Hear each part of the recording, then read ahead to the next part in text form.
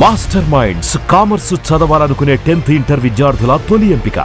నిన్న రాజస్థాన్ లో జరిగిన ఏదైతే ఆ గ్యాంగ్ ను పట్టుకున్న తర్వాతనే ఒక్కసారిగా అనుమానాలు రావడం మొదలైనట్టుగా మనం గమనిస్తున్నాం. ఎందుకంటే అక్కడ వాళ్ళు 400 పేపర్స్ ఉన్న ఒక guest paper list of questions ఇవ్వడంతో అందులో 140 వరకు మ్యాచ్ అవుతున్నాయి అని ఎప్పుడైతే రాజస్థాన్ పోలీసులు చెప్పడంతో ఒక్కసారిగా అప్పటి వరకు కూడా వీళ్ళు సీరియస్ గా ఎన్టీఏ వాళ్ళు తీసుకోవడం జరగలేదు.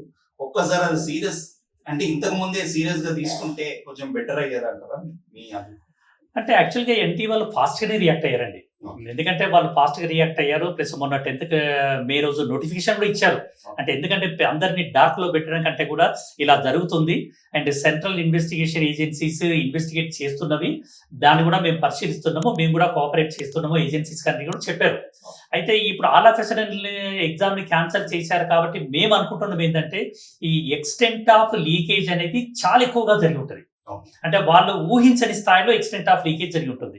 ఎప్పుడైతే ఎక్స్టెంట్ ఆఫ్ లీకేజ్ ఎక్కువైందో, ఎస్పెషల్లీ ఇప్పుడు పెద్ద పెద్ద ఇన్స్టిట్యూషన్స్ లైక్ ఎయిమ్స్ కానీ ఆల్ ఇండియా కోటాలో కానీ ఈ లీకేజ్ కి ఎవరైతే ఎక్స్పోజ్ అయ్యారో వాళ్ళు మాత్రమే దాంట్లో సీట్లు రావడానికి అవకాశం ఉంటుంది. సో ఒక రకంగా కష్టమైనా కూడా నిజంగా కష్టపడి ప్రిపేర్ అయిన వాళ్ళకి అన్యాయం జరగకుండా ఉండడానికి అని చెప్పేసి ఇలా ఎగ్జామ్ క్యాన్సిల్ చేసి ఉండొచ్చు అని చెప్పి మేము అనుకుంటున్నామండి. ఎందుకంటే ఒకవేళ ఎగ్జామ్ కనుక క్యాన్సిల్ చేయకుండా ఉండి మభ్య పెట్టేసేసి లీకేజ్ ఏం జరగలేదని కదా చేసినట్టు అయితే ఇప్పుడు ఎవరైతే కష్టపడి వాళ్ళు మార్కులు తెచ్చుకున్నారో వాళ్ళ కాలేజీలో చేరకపోయే వాళ్ళకి అది జీవితకాల నష్టం అది.